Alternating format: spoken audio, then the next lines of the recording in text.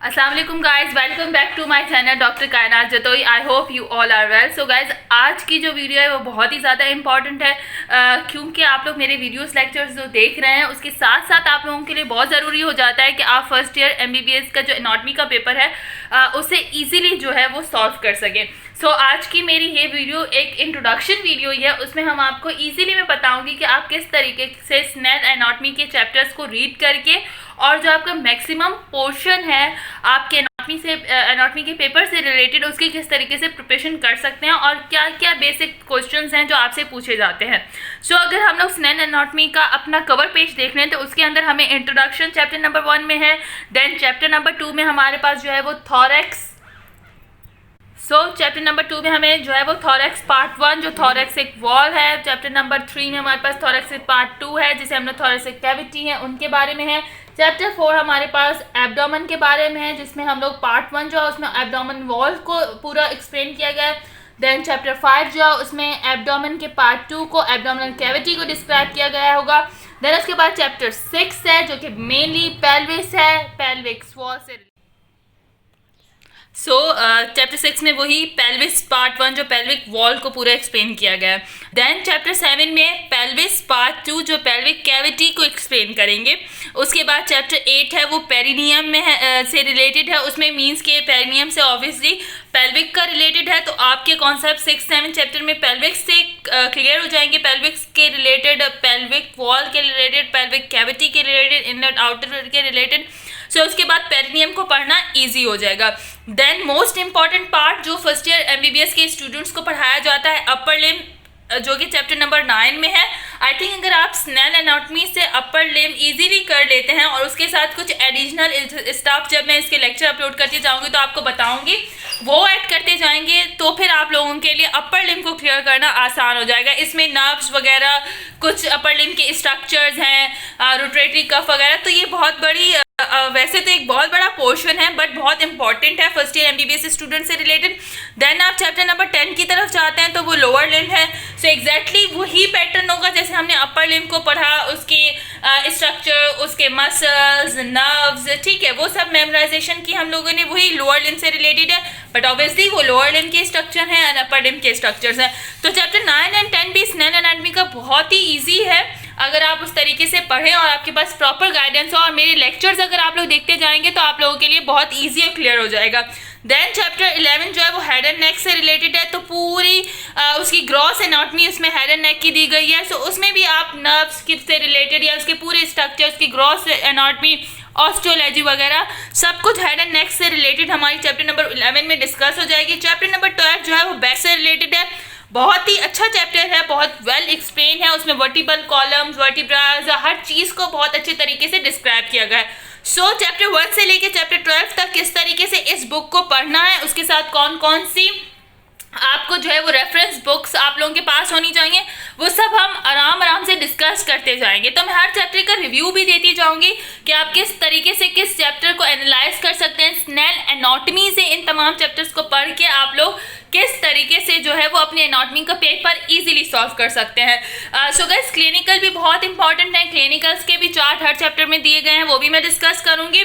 और यहाँ पे मैं आपको सबसे पहले बता दूं कि जो फर्स्ट ईयर के MBBS के स्टूडेंट्स हैं उनके लिए मैं कहूँगी कि upper limb, lower limb, introduction का जो चैप्टर है, उसके अलावा बैक भी, थॉरस, ये जो इम्पॉर्टेंट टॉपिक्स हैं वो आपको फर्स्ट ईयर में ही कवर करने होते हैं। तो ये सारी चीज़ें भी मैं आप लोगों को आराम से गाइड करती जाती हूँ कि आप लोग किस तरीके से इनिशियल स्टेजेस पे जो है वो स्नेल एनाटॉमी के इन चैप्टर्स को डिस्कस करो। अब हम लोग ना जो फर्स्ट ईयर के MBBS के स्टूडेंट हैं उनके लिए इंट्रोडक्शन के चैप्टर का मैं रिव्यू देती हूँ, ठीक है। उस चैप्टर से रिलेटेड मेरी PPT पूरी प्रॉपर लेक्चर्स तो आते रहेंगे, अपलोड होते रहेंगे, लेकिन आपको एक बार बता दूं कि आप इजीली स्नेल एनाटॉमी से इसे कैसे पढ़ सकते हैं। गाइस, जब आप लोग इंट्रोडक्शन खोलते हैं तो इंट्रोडक्शन में सबसे पहले आपको एक समझने की क्लिनिकल पॉइंट दिया जाता है, ठीक है। एज सच अभी टेंशन लेने की ज़रूरत नहीं है कि आपका वो क्लिनिकल पॉइंट कवर होता है या नहीं होता, उसमें अभी टेंशन लेने की जरूरत नहीं होती आप लोगों को, बस एक थोड़ा सा रिव्यू दे दिया करें कि इस इंट्रोडक्शन को कैसे पढ़ना है। मैं इससे रिलेटेड पूरी पीपीटी बनाऊंगी इस इंट्रोडक्शन क्लिनिकल से रिलेटेड कि यहाँ पे वो क्या कह रहा है। सो वो लेक्चर्स में होता जाएगा। अभी मैं आपको रिव्यू देती हूँ कि क्या क्या इंपॉर्टेंट चीजें, क्या क्या आपको चीजें स्किप करनी है, क्या क्या चीजें आप लोगों को मेमोराइज करिए।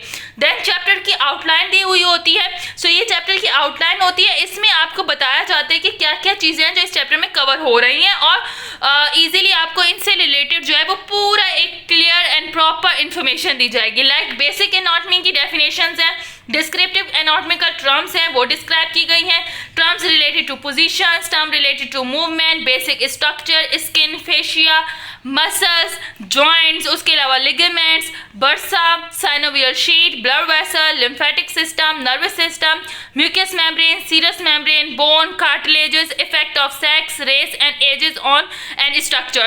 सो मीन्स के इंट्रोडक्शन बहुत ही अच्छा दिया गया है इस चैप्टर में। एक बेसिक एमबीबीएस के स्टूडेंट को जो बेसिक चीजें पता होनी चाहिए एज अ थ्योरी पेपर से रिलेटेड भी, वाइवा से रिलेटेड भी, ग्रॉस एनाटॉमी से भी रिलेटेड, वो सारी चीजें इस चैप्टर में बहुत अच्छे तरीके से जो है वो डिस्क्राइब की गई हैं। सो ये बेसिक इंट्रोडक्शन है, इसमें से कैसे सवाल बनते हैं वो मैं आपको बता दूं और किस तरीके से ये चीजें आप लोगों के लिए इंपॉर्टेंट है, आप कैसे पढ़ सकते हैं। सो फिलहाल अगर आप इसके इंट्रोडक्शन को स्किप कर लेते हैं तो उससे कोई प्रॉब्लम नहीं होती। इंट्रोडक्शन में आपके पास जो क्लिनिकल दी गई है, ये जो आप लोगों के पास बेसिक क्लिनिकल दी गई है, अगर आप इसे स्किप कर लेते हैं तो इससे कोई आपको इफेक्ट नहीं पड़ता। बट मैं इसकी डिस्क्रिप्शन भी आपको इजीली दूंगी कि आपको एक पीपीटी के थ्रू, ताकि आप लोगों को पता चले कि इसमें लिखा क्या हुआ और इसका मतलब क्या है।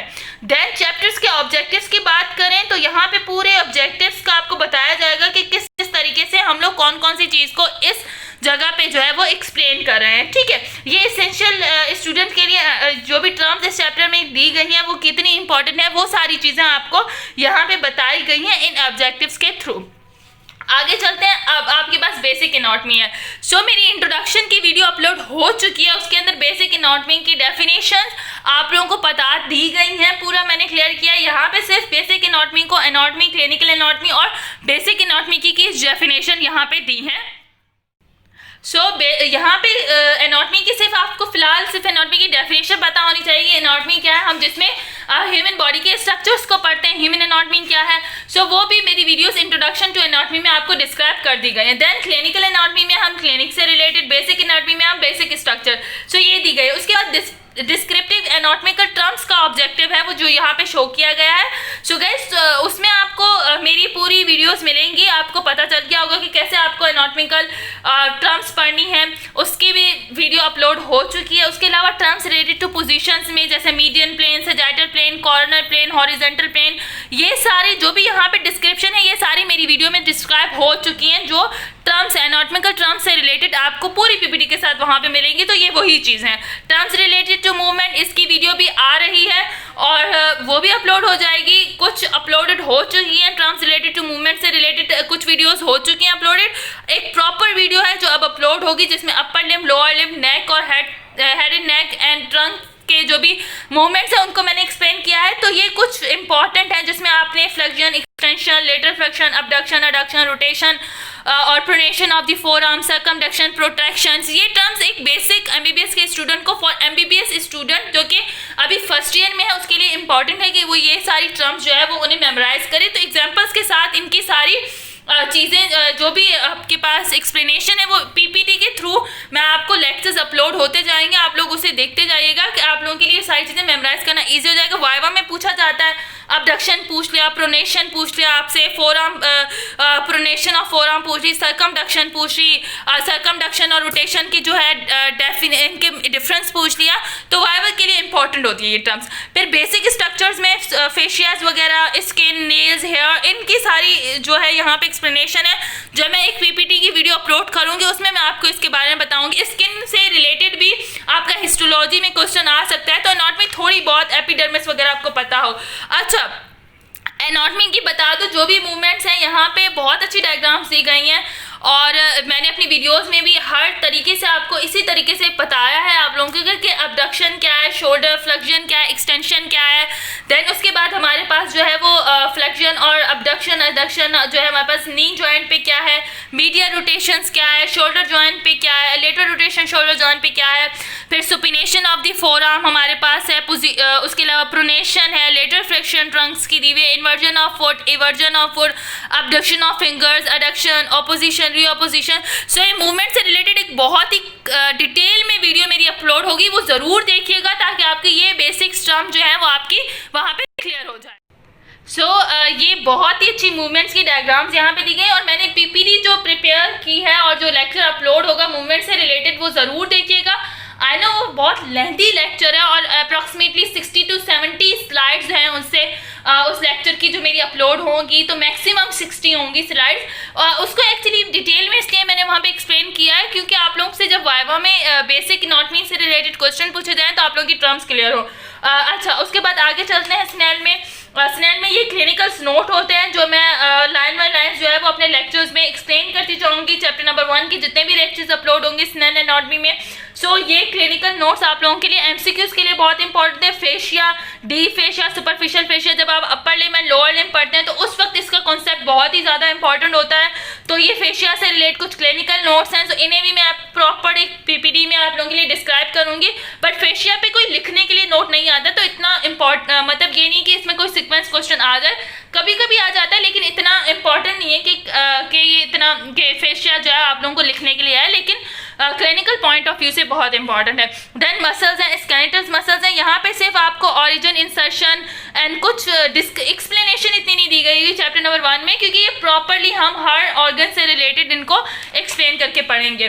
देन हमारे पास जो है वो internal structure of skeletal muscles, इसकी प्रॉपर पीपीटी आएगी, प्रॉपर वीडियो आएगी, क्योंकि ये फर्स्ट ईयर एमबीबीएस स्टूडेंट्स के लिए पीनेट मसल्स, बायपिनेट मसल्स, मल्टीपिनेट मसल्स, एपीमेसियम और ये सारी चीज़ें पूछी जाती हैं। ठीक है, रेफर क्या होता है, टेंडन क्या होता है, एपोनेरोसिस क्या होता है, और अभी इनको इस चैप्टर में अच्छे से पढ़ने का मकसद ही यही होता है कि आगे जाके जब आप लोग अपर लिम्ब लोअर लिम्ब की एनाटॉमी कर जाएं तो उस वक्त यह चीज़ें आप लोगों के लिए बेसिक जो होते हैं वो बहुत ही ईजी हो जाते हैं आपका पढ़ना कि आप किस तरीके से तमाम चीज़ों को कवर कर रहे हैं। तो उस वक्त अच्छा, स्केलेटल मसल्स के एक्शंस आपसे पूछे जाते हैं वाइवा से रिलेटेड भी, और इस पे एमसीक्यूज भी आते हैं और शॉर्ट क्वेश्चंस भी आता है। लाइक प्राइमरी मूवर क्या है, एंटागोनिस्ट क्या है, फिक्सेटर्स क्या है, साइनर्जिस्ट क्या है, तो ये सारी चीज़ें भी मैं अच्छे से एक्सप्लेन करूँगी।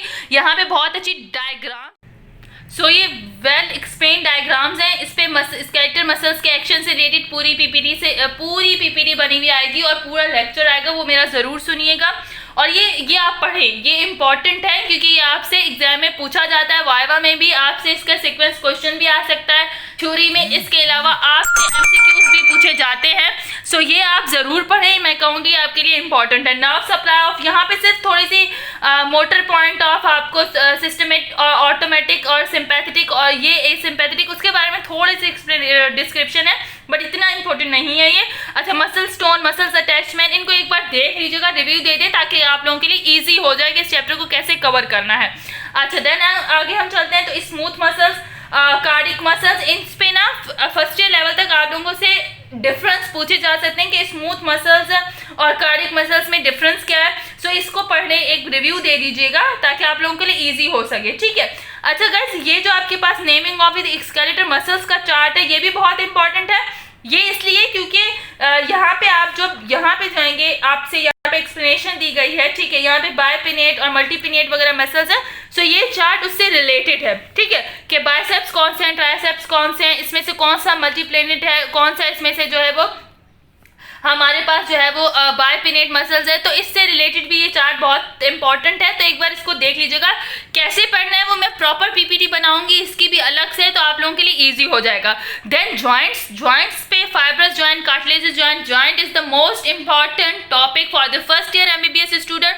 गाइस, आप लोगों को मैं इस पे पीपीटी बनाऊंगी, इससे रिलेटेड सीक्वेंस क्वेश्चन भी आते हैं, एमसीक्यूज भी आते हैं, वाइवा में भी पूछा जाता है विद एग्जाम्पल्स। तो ये बहुत ही इंपॉर्टेंट टॉपिक है। जॉइंट्स में हमारे पास यहाँ पे diaphysis, secondary cartilage joint, symphysis pubis वगैरह। जॉइंट्स बहुत इंपॉर्टेंट है। हर स्ट्रक्चर्स में आप हेड एंड नेक पढ़ेंगे होंगे तो उसके अलग से जॉइंट्स आपको पढ़ाए जाएंगे। आप अपर लिम्ब लोअर लिम्ब पढ़ेंगे तो ये बहुत इंपॉर्टेंट है। वर्टिबल कॉलम्स के अलग से जॉइंट्स होंगे। तो अभी बेसिक जॉइंट क्लियर करना बहुत जरूरी है। साइनोवियल जॉइंट पे पूरा एक शॉर्ट क्वेश्चन आता है कि उसकी आप टाइप्स बताएं कि साइनोवियल जॉइंट की टाइप कौन कौन सी हैं, प्लेन जॉइंट्स कौन से हैं, हिंज जॉइंट्स कौन से हैं, कॉन्डाइलर जॉइंट कौन से हैं, पाइवट जॉइंट कौन से हैं, एलिप्सॉइड कौन से हैं, सैडल जॉइंट कौन है, बॉल एंड सॉकेट जॉइंट कौन से हैं। तो ये आपके पास आता है, मोस्ट इंपॉर्टेंट टॉपिक है। भले आप किसी भी बुक से कवर करें, मेरी स्लाइड्स इसमें आएंगी, पीपीटी बनी हुई आएगी, पूरा इंपॉर्टेंट लेक्चर्स है आप लोगों के लिए। प्लीज इसे देख लीजिएगा ताकि आप लोगों के एग्जाम में ये सवाल आप लोगों के मार्क्स कट ना हो, ठीक है। देन उसके बाद हमारे पास स्टेबिलिटी ऑफ जॉइंट्स है, उसमें लिगामेंट्स वगैरह के बारे में भी आपसे पूछा जाता है।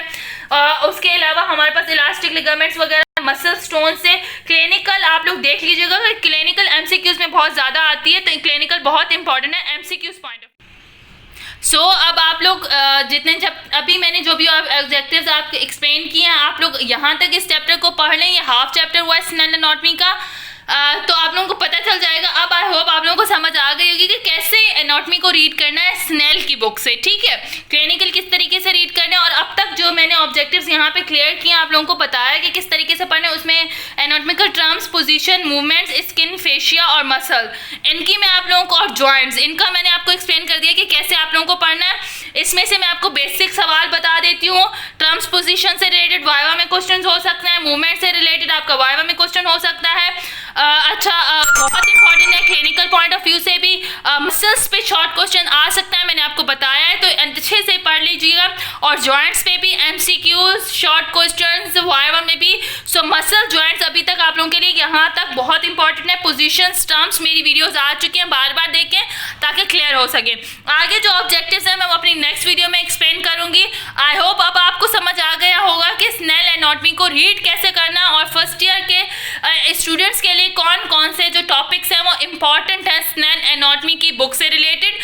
सो गाइज आई होप आप लोगों को अब समझ आता जाएगा कि किस तरीके से हम लोग इजीली जो है वो स्नेल एनाटॉमी को पढ़ सकते हैं। इन सब चीज़ों पे मेरी डिटेल वीडियो आती जाएंगी जिसमें मैं आपको बताऊंगी कि यहाँ पे स्नेल एनाटॉमी में कहा क्या जा रहा है।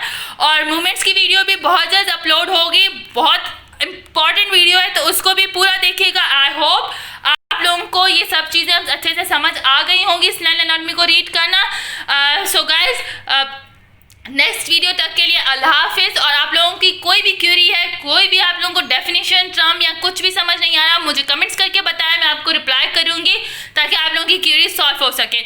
सो गाइस अगर मेरे चैनल को अभी तक लाइक नहीं किया, शेयर नहीं किया और सब्सक्राइब नहीं किया तो अभी जाके करें, और मेरी वीडियोज़ इस तरीके से इंजॉय करें।